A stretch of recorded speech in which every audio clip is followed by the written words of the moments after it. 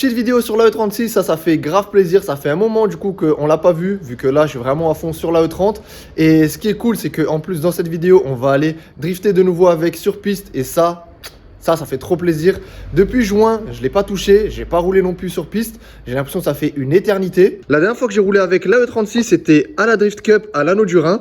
Bitch, I got problems on problems on problems on problems on problems on problems I solve them. I run through the money, the pressure be calling. Left on my blessings, I feel like I'm falling. The birdie is back. Tell me I'm garbage, I'm going through something, that's why I ain't calling. Phone and progression, it's all that I wanted. The phone and affection, I summon and dub it. Cause bitch, I got problems on problems on problems on problems on problems on problems I solve them. I run through the money, the pressure be calling. Left on my blessings, I feel like I'm falling. The birdie is back. Tell me I'm garbage, I'm going through something, that's why I ain't calling. Phone and progression, it's all that I wanted. The phone and affection, I summon and dub it. Why you be all on my line about nothing? Why won't you go get you $1 or something? C'était aussi ma première compétition en drift et j'en garde vraiment des souvenirs de fou, c'était incroyable. Et dans cette vidéo, on retourne rouler à l'Anneau du Rhin, cette fois-ci pas pour une compétition, mais pour un simple track day en drift. Ce qui est cool, c'est que ça va nous donner accès du coup à tout le circuit. Et j'avais super hâte d'y retourner un jour avec la E36 parce que mon tout premier track day dans ma vie en drift que j'ai fait avec la E30, c'était à ce circuit-là. Et en plus de ça, c'était avec exactement le même moteur puisque le moteur de la E30, je l'ai mis dans ma E36. Donc là, on va avoir la même puissance, tout pareil, juste pas le même châssis et pas la même expérience. J'ai roulé déjà un petit peu plus que ma toute première fois. J'ai vraiment envie de voir si j'arrive à faire quelque chose maintenant de mieux sur ce circuit-là. J'ai beaucoup trop hâte d'y être. Et pour cette occasion, on va monter les derniers combinés de chez Max Speed Inroad, les T7 qu'on avait déjà testé dans une ancienne vidéo sur route ouverte en roulant vraiment tranquille. Et je vous avais dit que si vous étiez chaud, je l'ai monté sur ma E36 et on partait tester ça sur piste. Comme ça là, je pourrais vous donner un vrai avis sur ces combinés, surtout que eux, ils les ont fait avec des ressorts plus durs. Ils sont vraiment conceptionnés plus pour la piste que pour un daily. Donc là, ça sera vraiment dans le thème, on va être à fond à 200%. J'ai eu la chance déjà de pouvoir tester pas mal de combinés dans ma vie, que ce soit des combinés vraiment bas de gamme, premier prix, jusqu'à des combinés qui vont à plus de 1000 €. Et on sait tous que c'est déjà un très gros budget. Ce qui est cool avec les T7, c'est que pour moi, je trouve que c'est une super bonne alternative comparée à des combinés à 1000 €. Vous allez voir, je vais les déballer, on va faire un petit unboxing ensemble. Et là, vraiment, au niveau qualité, Max Speed Inroad, ils ont vraiment fait un step-up par rapport au premier qu'ils avaient fait. Et heureusement que ça va dans ce sens-là et pas dans l'autre. Un énorme merci à Max Speed Inroad de me faire confiance, de m'envoyer des pièces pour que je puisse les tester et vous donner mon avis. Encore une fois, comme à chaque fois que je teste des pièces, je me répète, mais je vous le dis, c'est pas parce qu'on m'envoie des pièces, qu'on me fait une sponsor, un partenariat ou quelque chose, que je vais pas vous donner mon réel avis. Ça va pas impacter. Si le truc il est claqué, je vous dirai que c'est claqué. Si déjà j'ai la chance de pouvoir faire ça et que je vous donne des faux avis, je vois pas à quoi ça va servir. Donc let's go, on ouvre ça et ensuite on pourra tester du coup sur piste et là vous donner un vrai avis aussi complet. Allez, c'est parti.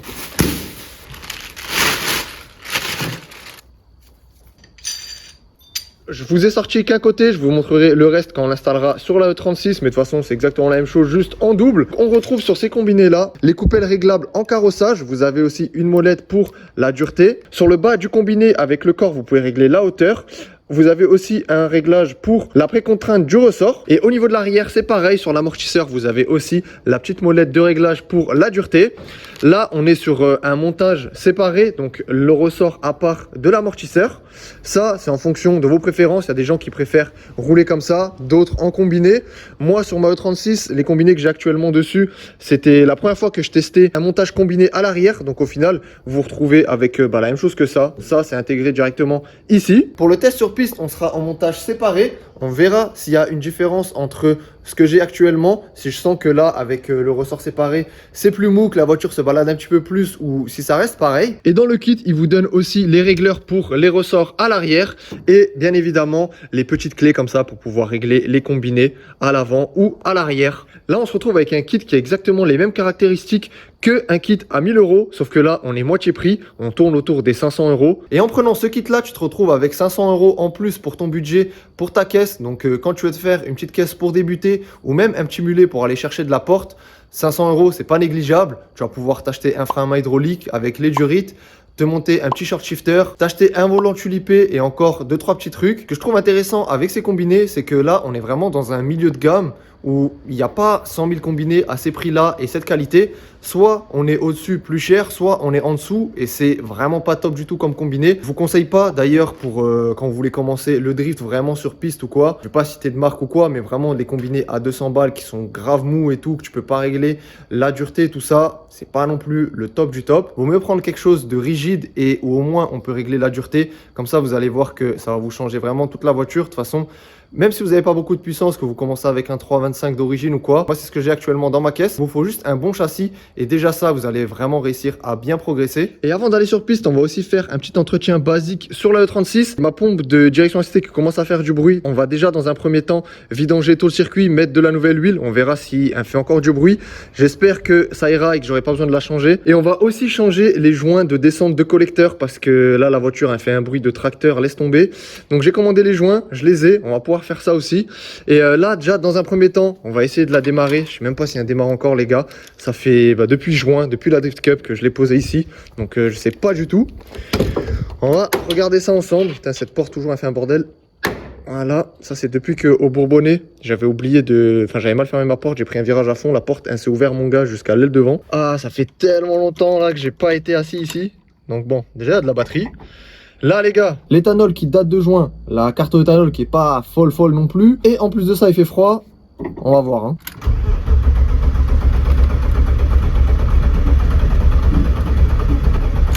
Il y a encore de la batterie, mais plus beaucoup, j'espère que ça va suffire là. Allez, vas-y. Bon, bah je crois que je suis bon pour ramener une batterie à côté, hein, parce que là ça a pas trop l'air de démarrer, et là je pense que c'est fini là. Oh, j'ai été mauvaise langue. Ah, comment j'ai été mauvaise langue.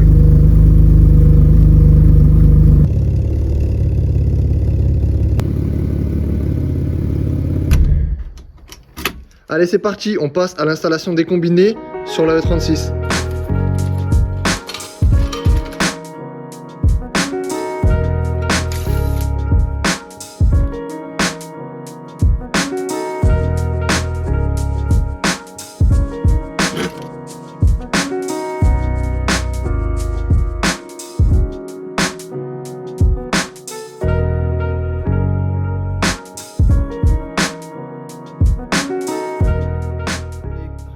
Ça y est les frérots, les combinés sont installés aux quatre coins. Au niveau des réglages, donc que ça soit au niveau des molettes, de la pré-contrainte et de la hauteur, j'ai remis exactement la même chose que j'avais sur les combinés actuels de ma E36. Donc là, sur ceux-là, j'ai fait exactement pareil. Au niveau du carrossage, de la hauteur et tout, on est exactement identique. Comme ça, au moins, vu que la config est exactement la même et les réglages sont pareils, et ben, je vais pouvoir voir à ce moment-là si je ressens une différence sur piste. Maintenant que l'installation des combinés est finie, on va pouvoir passer aux 2-3 petites bricoles qui restent à faire sur la E36. Donc, comme je vous l'ai dit, on va changer les joints de la descente des collecteurs. On va pouvoir remettre ça, comme ça, adios le bruit de tracteur. Vu que c'est sous la caisse et que c'est quand même assez relou à filmer, je vais faire ça tranquillement hors vidéo. On testera ensemble une fois que j'aurai fini d'installer ça, en espérant que cette fois-ci, c'est bon, c'est nickel et qu'on n'aura plus de fuite. Donc j'attaque ça et ensuite, on regarde le résultat ensemble.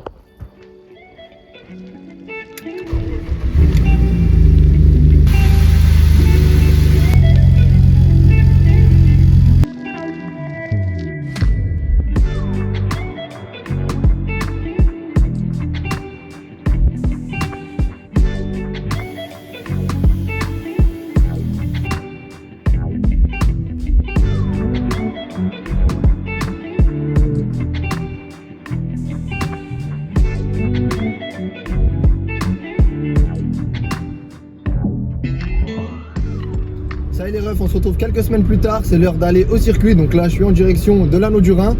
On va pouvoir enfin tester ces combinés là sur piste et en plus de ça rerouler avec la E36. Ah, j'ai trop hâte là. Aujourd'hui du coup c'est journée sur sec, sauf que bon je vous laisse regarder par vous-même. Ça va pas être trop sec. À côté ce qui est bien, vu que ça va être mouillé, c'est que avec les 200 chevaux de la E36, bah là au moins je vais être tranquille. Je sais que j'aurai assez de puissance pour faire tout le circuit. Et pour ceux qui l'ont vu dans la dernière vidéo, j'avais réparé ma E39 mais elle est retombée en panne. Donc j'ai la pompe dans le réservoir qui a cramé de nouveau. Et là j'ai carrément plus d'alimentation sur les deux pompes. Donc je pense qu'il y a le relais qui a pris un coup. Les fusibles ils sont bons et tout. Donc bon bref, ça il faudra que je vérifie. Mais heureusement pour cette journée, il y a Anatole, mon frérot, qui m'a prêté sa E61. Regardez-moi ça les gars. Oh là là.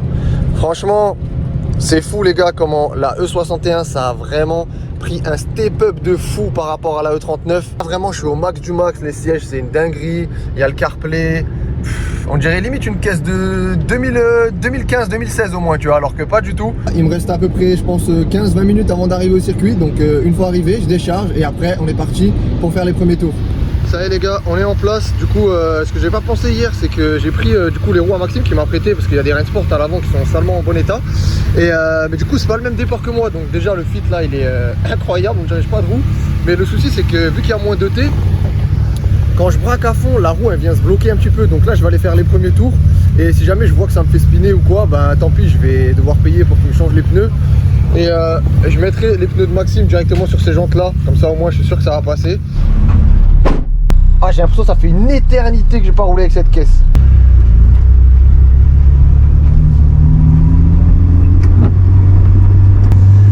Wouh! Allez les gars, c'est parti.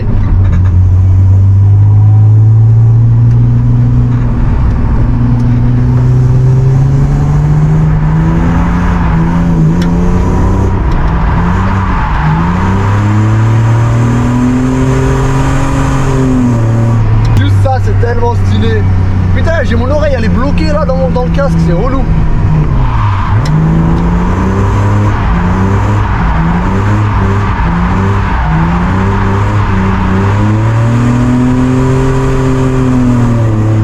La première fois que j'ai roulé ici les gars avec la E30, c'est ici où j'osais pas drifter.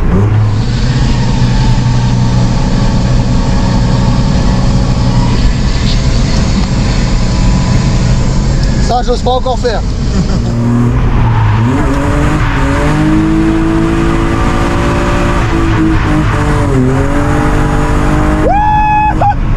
Ouah, les pros, mon gars, la Drift Cup, comment ils doivent aller vite de ouf. Ouah, c'est quoi cette dinguerie?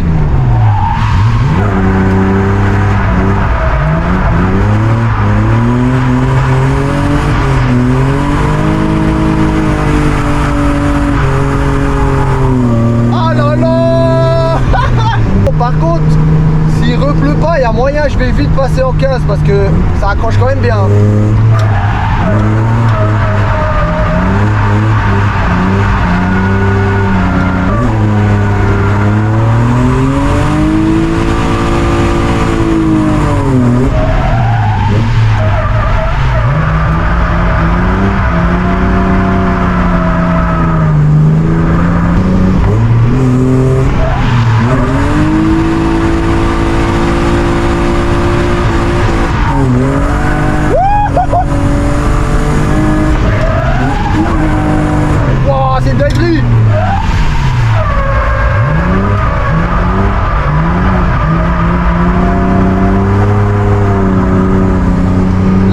Exactement le passage que je viens de faire, je pense qu'on se rend pas compte quand on regarde des vidéos, ce genre de choses, mais vraiment à la partie là où il y a la tour des juges à la Drift Cup, je vous montre après quand on passe de nouveau, et ben vous avez un genre de dénivelé un peu et ça vous emmène grave à l'extérieur. En vidéo vous le voyez grave pas, alors qu'en vrai si t'arrives à pleine balle, si tu ralentis pas assez, gros tu traverses, tu vas au fond du circuit. Ah je me tâte, je mets les 15, non vous savez quoi, je vais aller mettre un peu plus de pression. Ah, j'ai 2,5, mais putain ça me fait chier parce que c'est pas assez mouillé, je vais les baiser trop vite mes Rennsport pour rien en plus.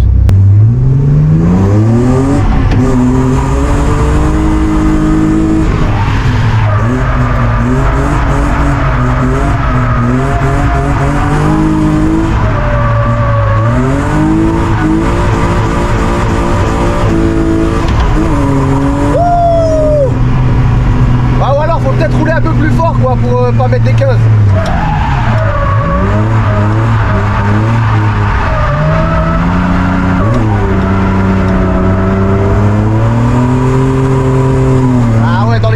Quand même c'est chaud hein. Franchement là ma partie préférée que j'ai envie de réussir, c'est celle-là les gars. Wesh.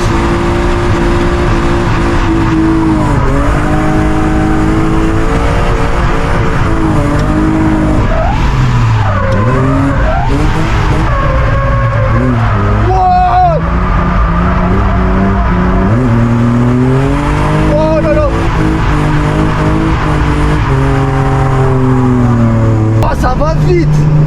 Je pense les gars j'ai jamais roulé aussi vite en drift que là cette partie là. Waouh.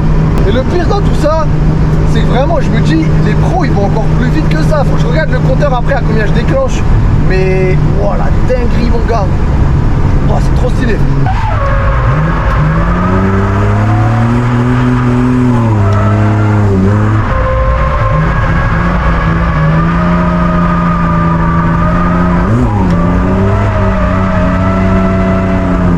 J'ai un V8 alors, c'est cette partie là les gars que je vous dis.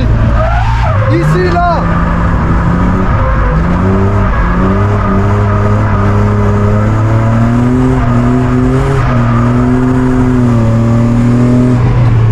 C'est exactement cette partie là où il y a un dévers de fou en vrai, on se rend grave pas compte en vidéo.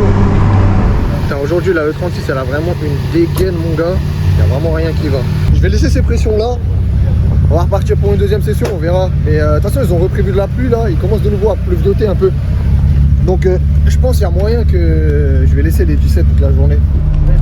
Si j'ai envie de mettre quoi là dans la 36, j'ai envie de mettre un poste. J'ai envie d'écouter de la musique en roulant là. Mais c'est 60, 125 ça. Ouais, je te jure, t'es trop bien.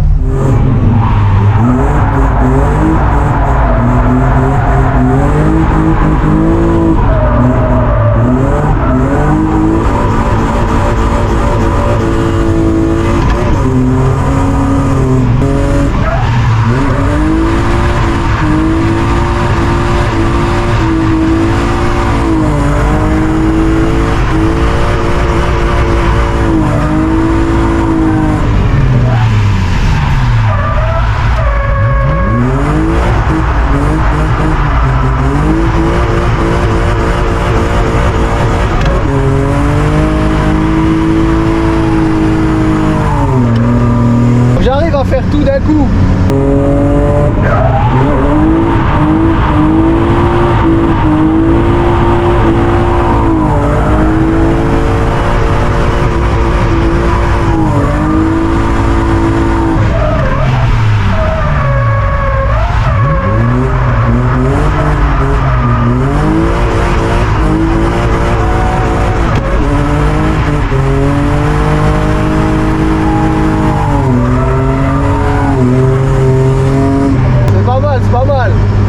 La partie du S là-bas c'est trop bien, ici c'est un peu chiant.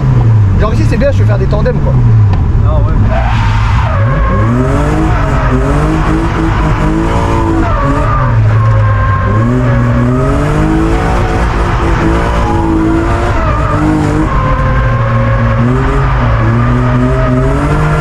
Là des tandems.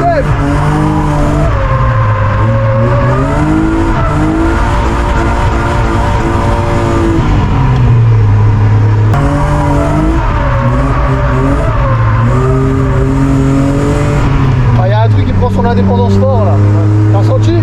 Comme si quelqu'un il nous poussait. Ouais. Moi je croyais que c'était l'autre qui nous avait touché. Ouais, je pensais aussi.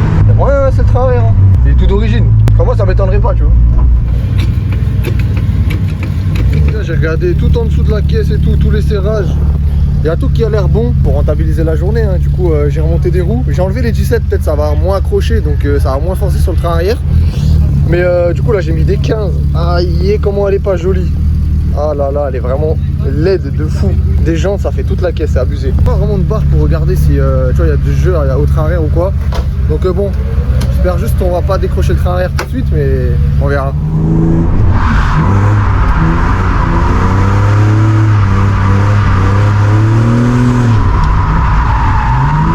Waouh, oh, c'est la patinoire par rapport au 17.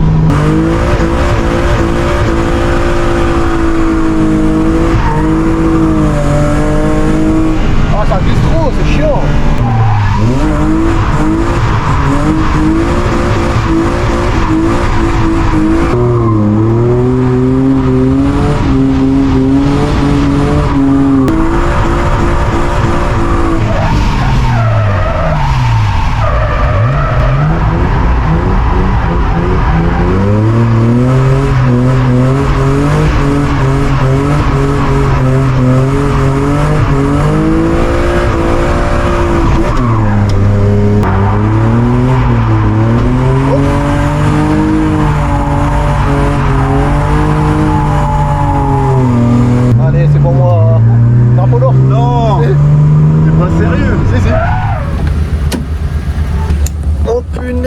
on est assis par terre gros dans ta caisse. J'ai 8 ans gros.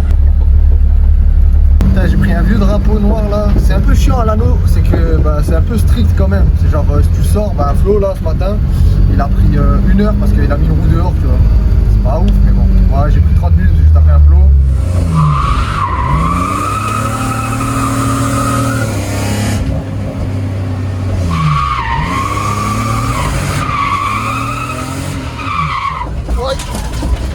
Yes, ça y est, drapeau noir, merci. Putain, ça me passe les couilles. C'est pas grave, tu pourras monter avec moi.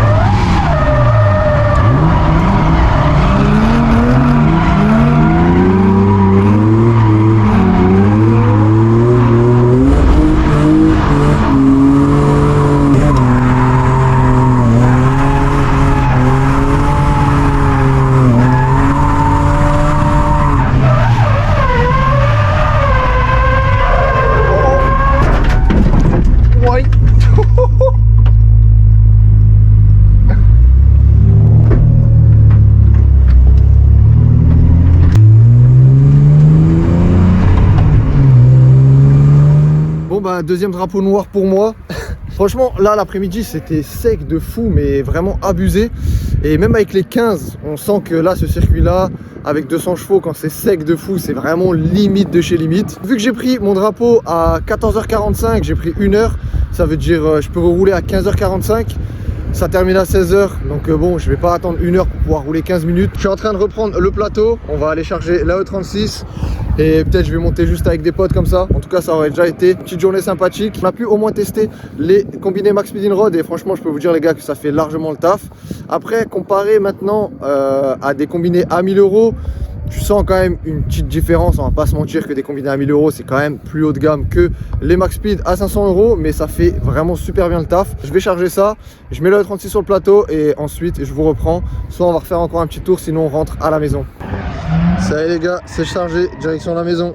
Et je suis content d'avoir réussi à rentrer le tracé pro, même si c'était sur le mouillé, mais c'était mon petit challenge pour moi de la journée. Et ça fait quand même super plaisir de voir qu'il y a quand même eu un petit peu de progression depuis la première fois. Et vous savez, dans cette journée, ce qui m'a manqué le plus de ouf, c'est de pas faire de tandem. Et ça mon gars, c'est la grosse défaite. Et du coup je peux me rendre compte aujourd'hui que le drift, je kiffe ça vraiment de fou. C'est une dinguerie, c'est beaucoup trop bien. Mais ça m'a encore confirmé que ce que je préfère par-dessus tout dans le drift, c'est vraiment les tandems. T'as une sensation, un truc que tu ressens que en faisant ça. Et quand tu roules tout seul, t'as pas ce petit truc là, tu vois, il manque un truc je trouve. Là aujourd'hui j'ai roulé, ça m'a fait plaisir. J'ai kiffé, quand je vais rentrer regarder les vidéos, il n'y aura pas le petit truc de waouh, c'était vraiment une dinguerie, tu vois. Et pour en revenir au combiné, vu que c'est quand même ça le sujet principal de la vidéo, et par rapport à la première vidéo que je vous avais fait avec le test sur route et maintenant le test sur circuit, je peux quand même vous confirmer que c'est des combinés qui sont quand même beaucoup plus typés pour la piste. On sent que c'est quand même beaucoup plus dur et que ça fait extrêmement bien le taf. Encore un énorme merci à Max Speed Rod de m'avoir envoyé ces combinés là pour que je puisse vous faire ces vidéos là dessus. Et n'hésitez pas à me dire en commentaire si ça vous intéresserait que je vous les fasse gagner. Ça sera très certainement sur mon Instagram, donc n'hésitez pas non plus à m'ajouter. Sur ce les frérots, moi je vais rentrer à la maison tranquillement, décharger la E36 et me reposer. N'hésitez pas à me dire en commentaire ce que vous avez pensé de cette vidéo. Pensez à mettre un petit like, à vous abonner si c'est pas encore fait. Et moi sur ce, je vous dis à très vite pour une nouvelle vidéo.